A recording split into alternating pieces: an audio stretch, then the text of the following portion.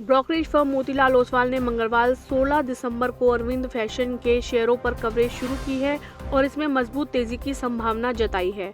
Brokerage ने stock को buy rating दी है और इसका टारगेट प्राइस 725 रुपये प्रति शेयर तय किया है।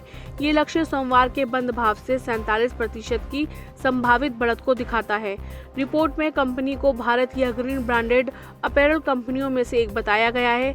सबसे महत्वपूर्ण बात यह है कि मोतीलाल ओसवाल के बुल केस सिनेरियो के अनुसार ये शेयर अपने मौजूदा स्तर से 114% तक भाग सकता है, जो निवेशकों के लिए बहुत बड़ा रिटर्न हो सकता है। ब्रोकरेज का मानना है कि कंपनी अब मुनाफा कमाने वाले विकास के नए दौर में प्रवेश कर चुकी है।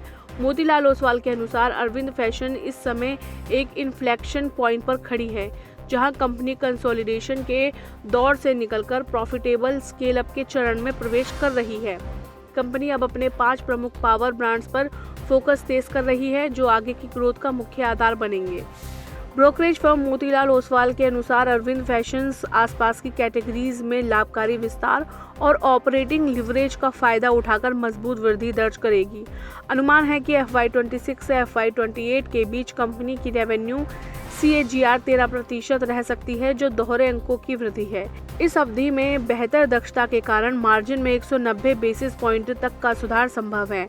मोतीलाल ओसवाल ने बताया कि अरविंद फैशन इस नए विकास चरण में मजबूत बैलेंस शीट और अनुशासित वर्किंग कैपिटल मैनेजमेंट के साथ प्रवेश कर रही है।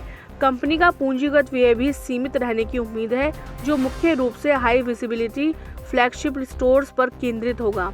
ये सब मिलकर कंपनी के मुनाफे और बाजार मूल्यांकन को आगे बढ़ाएगा।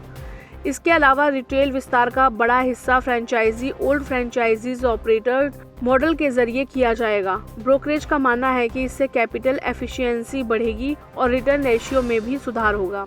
तो मोतीलाल ओसवाल ने अरविंद फैशन को बाय रेटिंग देते हुए 725 रुपये का टारगेट दिया है, जो 47% की बढ़त है।